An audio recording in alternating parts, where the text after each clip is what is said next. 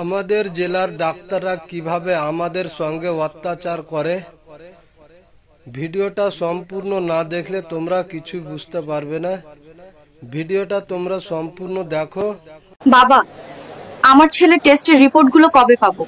আপনার ছেলের রিপোর্ট পেতে দেরি হবে, এখন অনেক সিরিয়াস। ছেলেটা তো ভীষণ অসুস্থ, রিপোর্টটা পেলে ডাক্তার সাহেবকে দেখাতে পারতাম। 2-1 সপ্তাহ লেগে যাবে, তবে 2000 টাকা দিলে তাড়াতাড়ি দেওয়ার চেষ্টা করব। এই গোলামের পুত, টাকা দিলে তাড়াতাড়ি রিপোর্ট দিবি, আর টাকা না দিলে 1 সপ্তাহ সময় লাগবে। টাকা দিলে কি তুই আলাউদ্দিনের চেরাগ দিয়ে রিপোর্ট বানিয়ে দিবি? তোরা সরকারি হাসপাতালে ঠিকমতো ডিউটি করিস না, আর টাকার জন্য রিপোর্ট দেরি করে দিস। এবার তোদের চালাকি বুঝতে পেরেছ। তোরা ঘন্টার পর ঘন্টা প্রাইভেট হাসপাতালে ডিউটি করিস। যদি তোরা সরকারি হাসপাতালে ঠিকমতো ডিউটি করতি, তাহলে সাধারণ মানুষের রিপোর্ট নিয়ে এত ভোগান্তি পোহাতে হতো না। দর্শক, আপনারা এর তীব্র প্রতিবাদ করুন। দেশের প্রতিটা সরকারি হাসপাতালের প্রত্যেকটা সেকশনে যেন সাধারণ মানুষের ভোগান্তি না হয়।